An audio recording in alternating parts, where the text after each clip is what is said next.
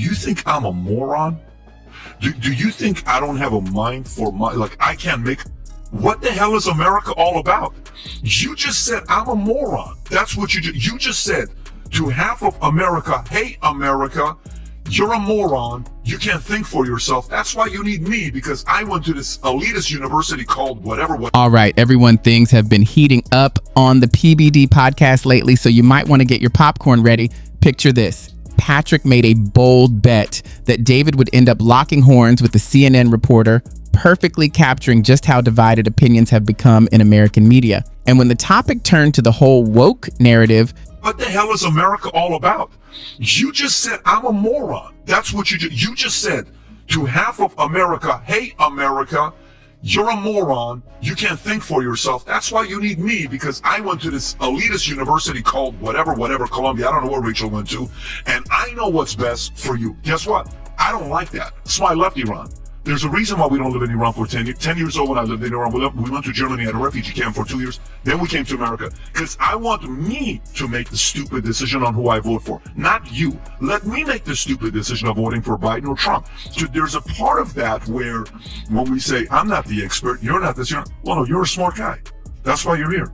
You're not a regular schlep off the street that doesn't know what. You've been involved in a lot of different things I've investigated. All I'm saying is, for us to take the approach as well to say, hey, you don't know what you're talking about. You don't have this. You don't know what you're talking about. No, we're here because we don't know everything. But we're here to question things and say, this guy sounds a little fishy. Don't you want to know? Patrick didn't pull any punches. He went straight for it. By addressing the reporter head on, he called out the arrogance and subtle elitism he perceives in mainstream media. Should be addressed in good faith by people who have some idea about how to determine that. I don't know the source of COVID. Yeah, that to me. But these questions that become politicized, it seems ridiculous to me to have political debates about something that is a scientific question that people should address. And I'm agreeing that there should be investigations of all that stuff. By the way, Brett Baer, did you see the interview with Trump? Yes, I saw excerpts. Did you think he did a good job?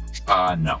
Oh, you mean Brett Baer? Yeah. Oh, I thought Brett Baer did a very good job. I agree. I think Brett Baer did a great job. And you know how he said, this person got fired. That person got fired. This person got fired. Why do you not have a good, hire? So he asked the tough question. And then, hey, why is it that you're keeping on to it? They were trying to get it from you. Well, I wanted to first make sure. Okay, so guess what? People want to know. Great. But people want to also know with the Corvette back and with the notes, what you had there is with Biden. People want to know as well. People want to know. And there is an investigation going on about Biden. Yeah, all I'm saying to you is people want to know. That we want to know what's behind the truth. The comment about the fact that I'm not an epidemiologist, I'm not I'm not this, I'm not that, I totally get it. The element of that approach, when you say something like, well, you're not the expert in this and you're not the expert in that, there is a very clear, pompous, elitist message behind that.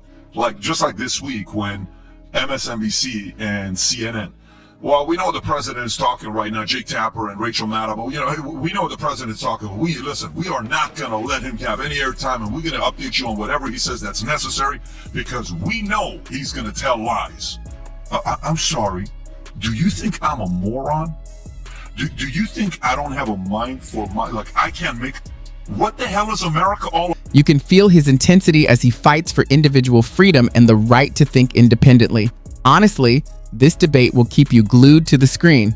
If you enjoy content that sparks real discussion and it motivates me to bring you the most exciting stories so you never miss a moment. In this episode of the PBD podcast, Patrick B. David jumped straight into a heated exchange with a CNN reporter. But this isn't just any argument, it's the kind of conversation that genuinely ignites debate. Patrick was determined to hold the reporter accountable for what he saw as condescending nonsense. The main clash? Who gets to decide what counts as fact in mainstream media? Patrick has long been outspoken about how networks like CNN sometimes appear to dictate what the public should believe. And when you think about it, doesn't that feel a little insulting? It's as if the message is, hey, America, we know what's best for you, so we'll serve up opinions because you can't think for yourself.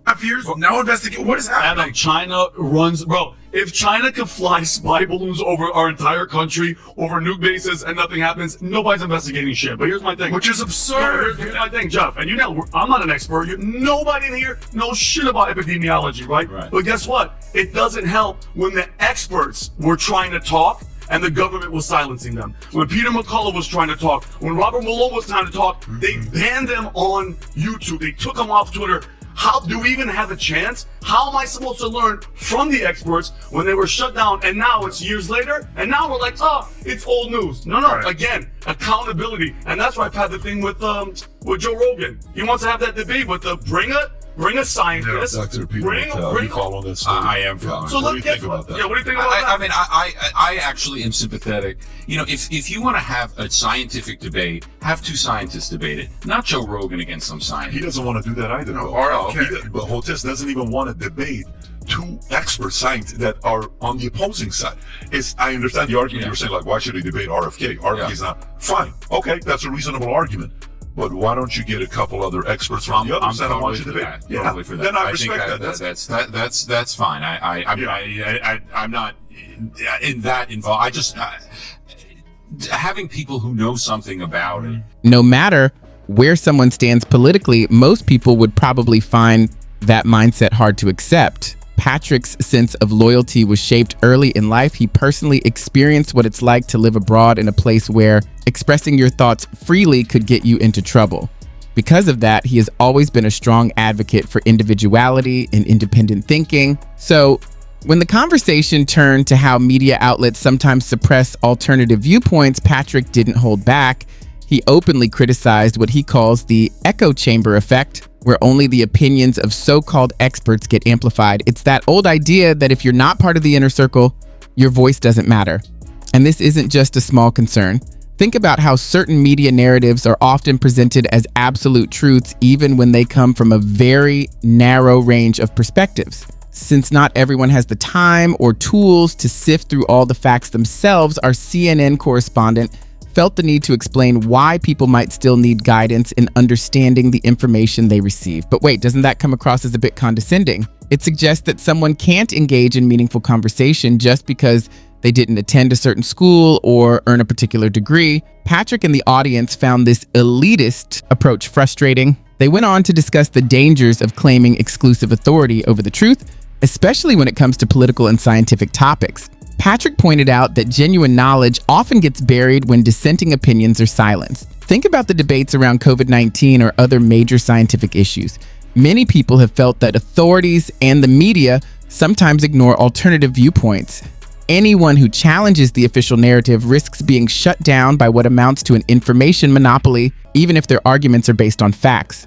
Meanwhile, the CNN correspondent emphasized the value of expertise, trying to underline why knowledge and guidance are important. But the moment it became clear that anyone can now educate themselves with the wealth of information available online, the tension in the argument began to shift. People today are more informed and capable than ever before. Learning is no longer reserved for the wealthy or the privileged. Patrick's position was unmistakable.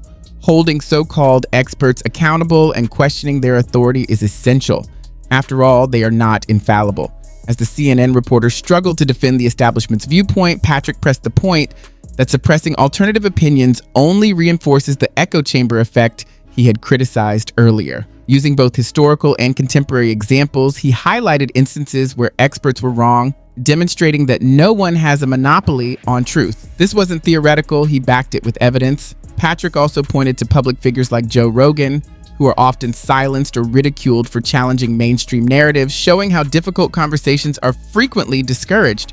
By dissecting the mechanisms behind media messaging and scrutinizing their intentions, he connected with viewers frustrated by what they perceive as the mainstream media's control over public opinion.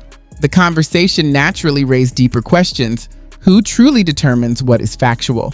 What happens when the narrative presented by the media diverges sharply from reality? These issues underline the broader consequences of media accountability and trust. Throughout the discussion, Patrick's passion for individuality, critical thinking, and free expression shone through, echoing the points he made about the dangers of elitism, biased narratives, and silenced voices. The debate was intense, insightful, and highly engaging, driving home the central idea that today's media landscape is often condescending, one-sided, and resistant to scrutiny. For viewers and listeners alike, it offered a powerful reminder of the importance of questioning authority, seeking diverse perspectives, and thinking independently.